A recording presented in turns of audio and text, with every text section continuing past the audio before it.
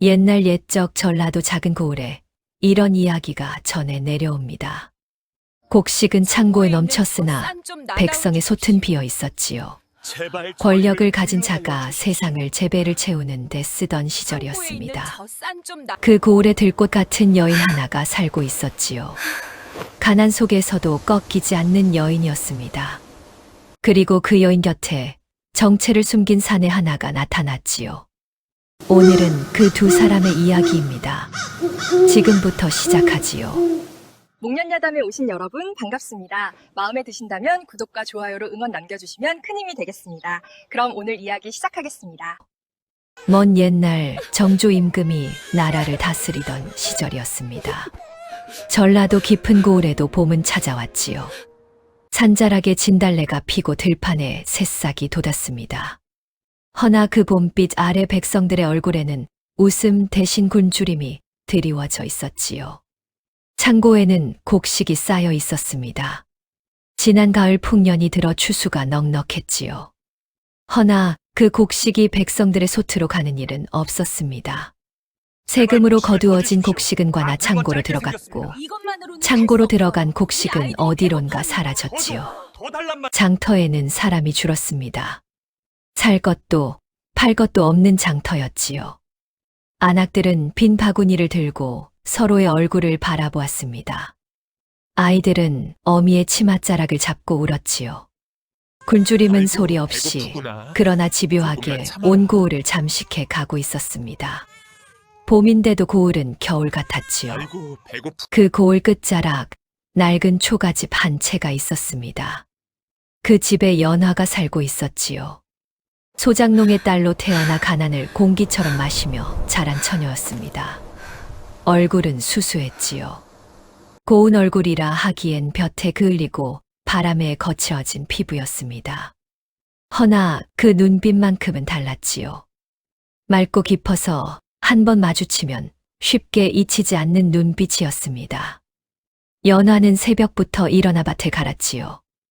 아버지의 허리가 굽은 뒤로는 연화가 집안의 기둥이었습니다. 무거운 것을 들어도 내색하지 않았고 힘든 일 앞에서도 물러서지 않았지요. 허나 연화에게는 꺾이지 않는 기계가 있었습니다. 고을 아전이 세금 독촉을 하러 왔을 때도 이웃이 억울한 일을 당했을 때도 연화는 고개를 숙이지 않았지요. 입술을 깨물며 참을 때도 있었지만 눈빛만큼은 언제나 똑바로 세상을 향해 있었습니다. 들꽃 같은 여인이었지요. 밟혀도 꺾여도 봄이 오면 다시 피어나는 들꽃 말이지요. 고을을 다스리는 현감의 이름은 이도겸이었습니다. 이도겸은 겉으로는 청렴한 관리였지요. 차림새는 검소했고 말씨는 점잖았습니다. 백성을 위한다는 말을 입에 달고 살았지요. 고을 사람들이 처음에는 좋은 현감이 왔다며 기뻐했습니다. 허나 그것은 껍데기였지요. 이도겸의 속은 탐욕으로 가득 차 있었습니다. 풍년이 들어도 세금 장부에는 흉년이라 적었지요. 왕에게 올려야 할 세곡은 빼돌렸고 백성들에게서 거두어들인 것은 제 창고에 쌓았습니다. 그의 한마디에 삶과 죽음이 갈렸지요. 세금을 내지 못하면 옥에 가두었고 억울함을 호소하면 도리어 죄를 씌웠습니다. 고을 사람들은 알면서도 입을 열지 못했지요. 이도겸의 손이 미치지 않는 곳이 없었기 때문이었습니다. 관아의 아전들은 모두 이도겸의 사람이었고 군사들은 이도겸의 명만 따랐지요. 백성들의 억울함을 들어줄 이가 이 고을에는 없었습니다. 하늘만이 알 뿐이었지요. 봄비가 내리던 장터 날이었습니다. 연화는 빈 바구니를 들고 장터를 돌았지요. 살 것이 없어도 장터에 나오는 것은 습관이었습니다. 사람 냄새라도 맡아야 살 것 같은 날이었지요. 좁은 장터길을 걷다가 연화는 그만 누군가와 부딪혔습니다. 남루한 차림의 사내였지요. 떠돌이처럼 보였습니다. 해진 두루마기에 낡은 갓을 눌러 쓴 모습이었지요. 연화는 황급히 고개를 숙이며 사과했습니다. 죄송합니다. 제가 앞을 못 보고 사내는 아무 말도 하지 않았지요. 다만 바닥에 떨어진 연화의 바구니를 집어 건네주었습니다. 연화는 고개를 들어 사내의 얼굴을 보았지요. 그 눈빛에 연화는 잠시 굳어버렸습니다. 남루한 차림과 달리 눈빛만큼은 이상하게도 따뜻했지요. 깊고 고요하면서도 무언가를 담고 있는 눈빛이었습니다. 연화는 금방 시선을 내렸지요. 사내는 말없이 몸을 돌려 장터 속으로 사라졌습니다. 연화는 한동안 그 자리에 서 있었지요. 빗방울이 빈 바구니 안으로 떨어졌습니다. 봄이 깊어지던 어느 날 밤이었습니다. 연화의 아버지가 세금 독초 끝에 쓰러졌지요. 이미 낼 것은 다 내었는데 아전들이 다시 찾아와 내년치 세금까지 미리 내라 했습니다. 아버지는 그 자리에서 가슴을 쥐었지요. 그리고 다시 일어나지 못했습니다. 연화는 차가운 시신 앞에서 울지 못했지요. 눈물이 나오지 않았습니다. 억울함이 너무 커서, 슬픔이 너무 깊어서 오히려 눈물조차 얼어버린 것이었지요. 연화는 아버지의 손을 꼭 잡고 밤새 앉아 있었습니다. 새벽이 되어서야 깨달았지요. 이 고을에서 아버지처럼 죽어가는 사람이 연화의 아버지만이 아니라는 것을 말이지요. 세금을 내지 못해 쫓겨나는 사람, 억울함을 호소하다, 옥에 갇히는 사람, 굶주림 끝에 쓰러지는 사람들이 있었습니다. 그 모든 것의 뿌리가 하나라는 것을 연화는 알고 있었지요. 아버지의 손을 내려놓으며 연화는 눈물 대신 무언가 다른 것을 가슴에 품었습니다. 차갑고 단단한 것이었지요. 마음 깊은 곳에 불이 하나 붙었습니다. 조용히 그러나 꺼지지 않을 불이었지요. 아버지를 땅에 묻고 사흘이 지난 날이었습니다. 연화는 빈밭 앞에 쭈그려 앉아 있었지요. 무엇을 해야 할지, 어디서부터 시작해야 할지 알 수 없었습니다. 그저 흙을 바라보고 있었지요. 그때 발소리가 들렸습니다. 장터에서 부딪혔던 그 사내였지요. 사내는 말없이 연화 곁에 앉아 물 한 사발을 내밀었습니다. 연화는 받아들었지요. 물을 마시는 동안 아무도 말하지 않았습니다. 그런데 그 침묵이 이상하게도 편안했지요. 연화는 자신도 모르게 눈물이 흘렀습니다. 아버지가 죽은 날부터 사흘 동안 흘리지 못했던 눈물이었지요. 한 번 터지자 멈출 수가 없었습니다. 연화는 손으로 얼굴을 가렸지요. 사내는 아무 말도 하지 않았습니다. 다만 그 자리에 그대로 있어 주었지요. 연화가 다 올 때까지, 해가 기울 때까지 말이지요. 연화는 울음이 그치고 나서야 입을 열었습니다. 고맙습니다. 사내는 고개를 끄덕였지요. 그것이 전부였습니다. 허나 그 짧은 시간이 연화의 가슴 안에 오래 남았지요. 그 뒤로 사내는 연화의 주변에 머물기 시작했습니다. 이름을 물으면 그냥 박서방이라 불러도 된다 했지요. 어디서 왔냐 물으면 그냥 떠돌다 왔다 했습니다. 말이 적은 사내였지요. 허나 행동은 달랐습니다. 연화가 무거운 것을 들면 어느새 옆에서 거들었지요. 밭을 갈다 보면 어느새 옆 고랑을 일구고 있었습니다. 굳이 말을 건네지 않아도, 굳이 시키지 않아도 연화에게 필요한 것을 먼저 알아채는 사람이었지요. 연화는 처음에는 경계했습니다. 떠돌이 사내가 왜 자신의 주변을 맴도는지 알 수 없었지요. 허나 사내의 눈빛에는 불순한 것이 없었습니다. 오히려 연화를 바라볼 때 그 눈빛 안에 무언가 걱정이 담겨 있었지요. 어느 날 저녁 연화는 바치를 마치고 사내와 나란히 앉아 해지는 것을 바라보았습니다. 말 한마디 없이 앉아 있는 것이 어색하지 않았지요. 둘 사이에 말하지 않은 감정이 조용히 봄볕처럼 스며들고 있었습니다. 보름달이 뜬 밤이었습니다. 연화가 사내에게 조심스럽게 말을 꺼냈지요. 저와 함께 가 주실 수 있겠습니까? 관아 창고를 살피고 싶습니다.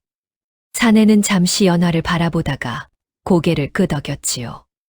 두 사람은 달빛을 등지고 관아 뒤편으로 향했습니다. 인적이 끊긴 밤길을 나란히 걸었지요. 연화는 앞을 보며 걸었고 사내는 한 발 뒤에서 따랐습니다. 좁은 길목을 지날 때였지요. 연화가 발을 헛디뎠습니다. 사내의 손이 빠르게 뻗어 연화의 팔을 잡았지요.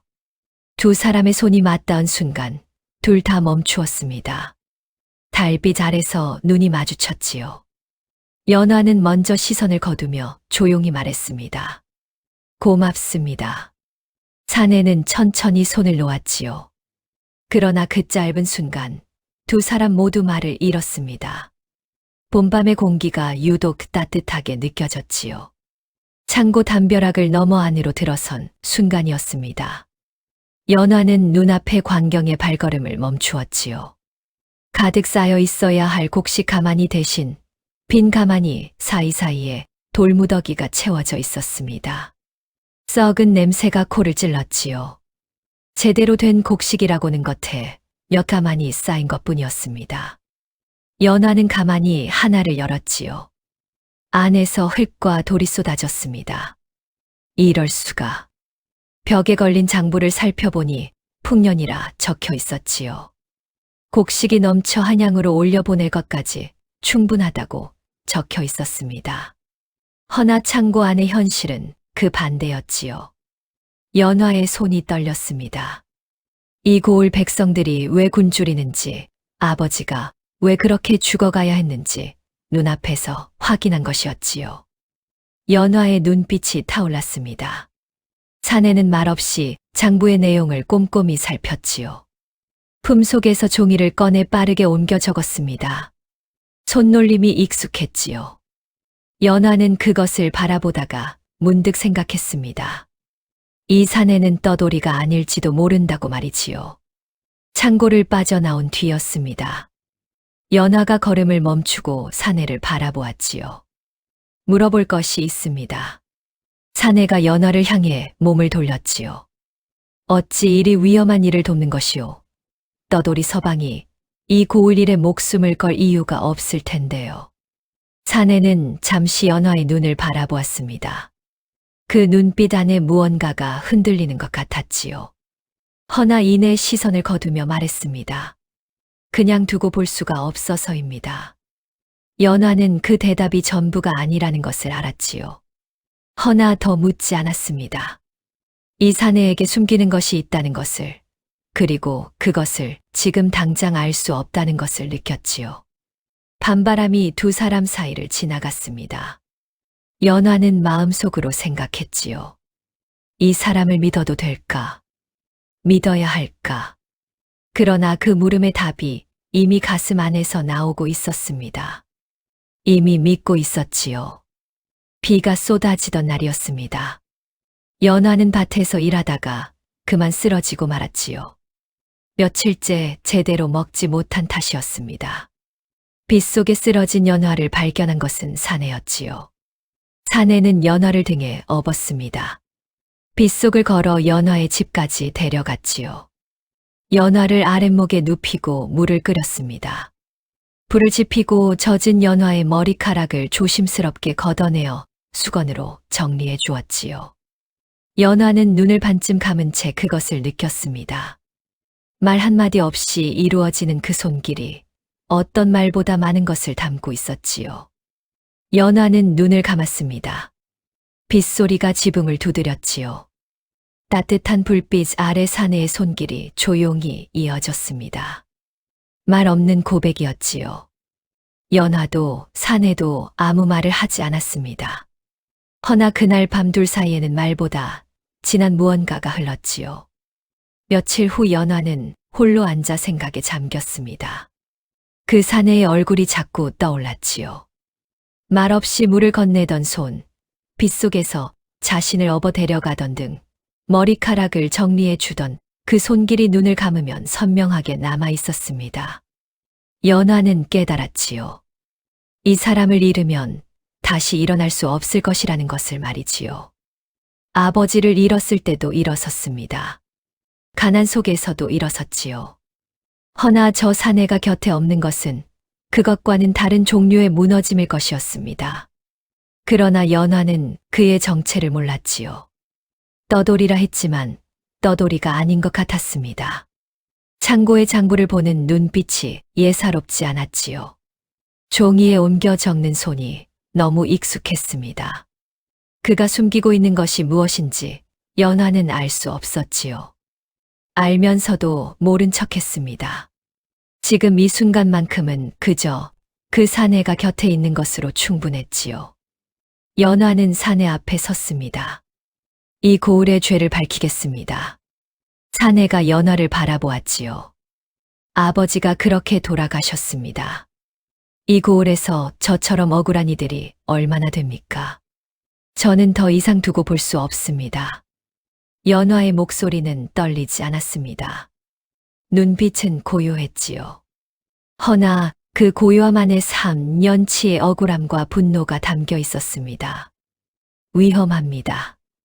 사내가 처음으로 말렸지요. 알고 있습니다. 연화는 고개를 끄덕였습니다. 그래도 하겠습니다. 당신을 믿고. 사내는 한동안 연화를 바라보았지요. 그 눈빛 안에 복잡한 것들이 뒤섞였습니다. 믿음, 걱정, 그리고 무언가 말하지 못하는 것이 있었지요. 사내는 결국 고개를 끄덕였습니다.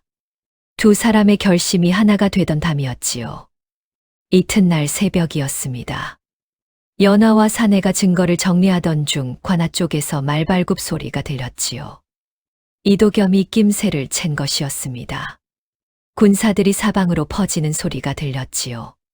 사내가 연화를 향해 몸을 돌렸습니다. 연화, 지금 당장 피하십시오. 낭군은요? 그 순간이었지요. 관문이 열리며 군사들이 쏟아져 들어왔습니다. 사내는 품속에서 무언가를 꺼내 높이 들었지요. 차갑고 둥근 쇳덩이였습니다.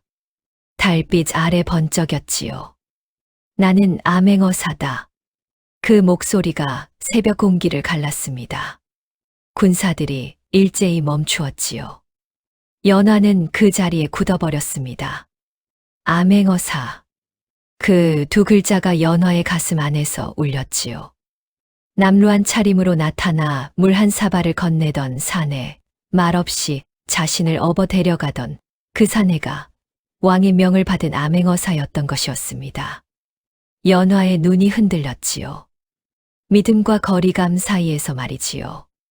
혼란 속에서 이도겸이 먼저 움직였습니다. 군사들이 연화를 에워쌌지요. 연화가 미처 피하기 전에 팔이 붙잡혔습니다. 이도겸이 차가운 눈으로 연화를 내려다보았지요. 내가 창고를 뒤졌지. 증거를 손에 넣으려 했지. 연화는 입을 다물었습니다. 이도겸이 목소리를 낮추었지요. 내가 입을 열면 저 어사도 빠져나가지 못한다. 증거가 없으면 어사도 소용없는 법이야. 그것은 협박이었습니다. 연화의 손에 쥐어진 증거를 내놓으면 어사도 함정에 빠뜨릴 수 있다는 뜻이었지요. 이도겸의 손은 이 고을 안에서 무소불이었습니다. 연화는 이도겸을 바라보았지요. 그리고 입술을 굳게 다물었습니다. 말하지 않겠다는 것이었지요. 저 사내를 지키기 위해서라면 자신이 어떻게 되어도 상관없었습니다. 연화는 그렇게 생각했지요. 그것이 지금 자신이 할 수 있는 유일한 것이었습니다. 어사는 선택 앞에 섰습니다. 법대로라면 먼저 이도겸의 죄를 밝히고 증거를 확보한 뒤 관군을 움직여야 했지요. 한 사람을 위해 절차를 무너뜨리는 것은 어사의 도리가 아니었습니다. 허나 연화가 잡혀 있었지요. 어사는 눈을 감았다가 떴습니다. 법을 지킬 것인가, 한 여인을 구할 것인가. 그 물음이 가슴 안에서 부딪혔지요. 어사는 허리춤의 칼에 손을 얹었습니다. 답은 이미 나와 있었지요. 법보다 먼저인 것이 있었습니다. 지금 이 순간 연화가 위태롭다는 것이었지요. 어사로 오기 전에 이 고을에서 그녀의 눈물을 옆에서 지켜보았던 사람으로서 그는 더 이상 물러설 수 없었습니다. 어사는 관아를 향해 걸음을 옮겼지요.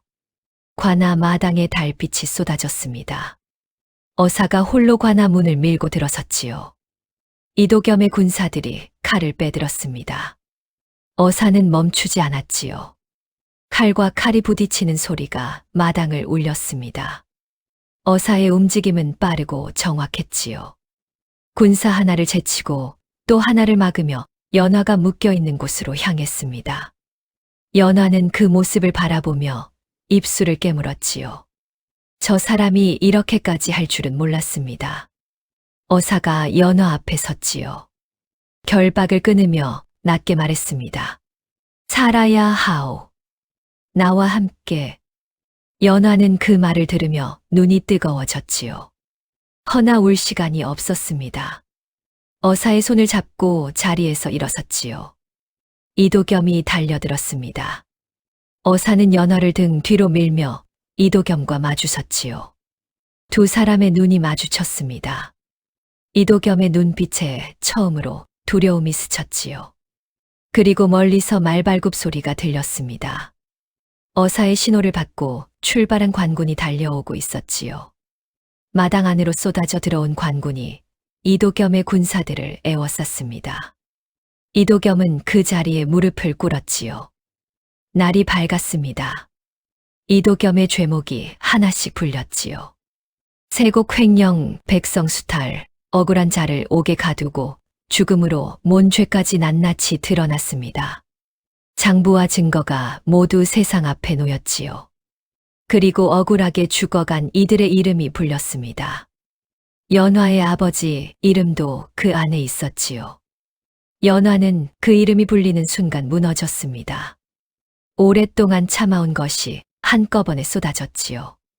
아버지가 죽던 날 흘리지 못했던 눈물 장터에서 빈 바구니를 들고 서 있던 날의 서러움, 차가운 시신 앞에서 굳어버렸던 그 밤의 울음이 모두 터져 나왔습니다. 연화를 바친 것은 그 사내의 팔이었지요. 어사는 말없이 연화를 바쳐 주었습니다. 연화가 다 올 때까지 그 자리에서 움직이지 않았지요. 처음 만난 날 빈밭 앞에서 그랬던 것처럼 말이지요. 고을 사람들이 그 모습을 바라보았습니다. 눈물을 닦는 이도 있었지요. 억울함이 풀리는 날 기쁨보다 먼저 눈물이 오는 것이었습니다. 며칠이 지났습니다. 어사는 연화를 찾아왔지요. 표정이 평소와 달리 무거웠습니다. 떠나야 합니다. 연화는 이미 알고 있었지요. 암행어사는 한 곳에 머물 수 없는 몸이었습니다. 왕의 명이 다른 곳을 향하면 그리로 가야 했지요. 나는 머물 수 없는 몸이오. 어사의 목소리가 낮았지요. 그 안에 담긴 것이 무엇인지 연화는 알았습니다. 연화는 고개를 들어 어사를 바라보았지요. 그리고 천천히 웃었습니다. 알고 있습니다. 어사는 말을 잊지 못했지요. 고맙습니다. 아버지의 억울함을 풀어주셨습니다. 그것만으로도 충분합니다. 연화는 고개를 끄덕였지요. 허나 어사가 몸을 돌려 걸어가는 뒷모습을 바라보는 연화의 눈은 젖어 있었습니다. 봄바람이 두 사람 사이를 지나갔지요. 몇 해가 흘렀습니다. 고을은 평온해졌지요. 새 현감이 부임하여 백성들의 살림이 조금씩 나아졌습니다. 연화는 여전히 그 자리에 살았지요. 밭을 갈고 이웃을 돌보며 살아갔습니다. 어느 봄날이었습니다. 연화가 밭에서 일하다 고개를 드는데 언덕 위에 사람 하나가 서 있었지요. 남루한 떠돌이 차림이 아니었습니다. 수수하고 평범한 옷차림이었지요. 그러나 연화는 단번에 알아보았습니다. 그 눈빛이었지요. 이상하게도 따뜻한 그 눈빛이었습니다. 사내가 천천히 걸어 내려왔지요. 연화 앞에 서서 말했습니다. 이제 머물 수 있는 몸이 되었소. 잠시 침묵이 흘렀지요. 이제 곁에 있어도 되겠소. 연화는 대답하지 않았습니다. 다만 손에 들고 있던 호미를 내려놓고 고개를 천천히 숙였지요. 그 순간 꽃잎 하나가 두 사람 사이로 내려앉았습니다. 봄바람이 살랑이고 들판은 온통 연두빛이었지요. 옛말에 하늘이 맺어준 인연은 사람이 끊지 못한다 했습니다. 험한 세상을 함께 버텨낸 두 사람에게 하늘은 그렇게 봄을 돌려주었지요. 부당한 권력 앞에서도 꺾이지 않는 마음이 있습니다. 사랑하는 사람을 지키려는 마음, 억울한 이들의 편에 서려는 마음이지요. 연화가 그 마음으로 버텼기에 고을이 바뀌었고 그 마음이 두 사람을 다시 만나게 했습니다. 세상이 아무리 차가워도 진심은 결국 꿈을 데려온다는 것. 이 이야기가 전하고자 하는 말이지요. 오늘 영상 재미있으셨나요? 구독과 좋아요는 영상 제작에 큰 힘이 됩니다. 그럼 더 재미있는 영상으로 찾아뵙겠습니다. 감사합니다.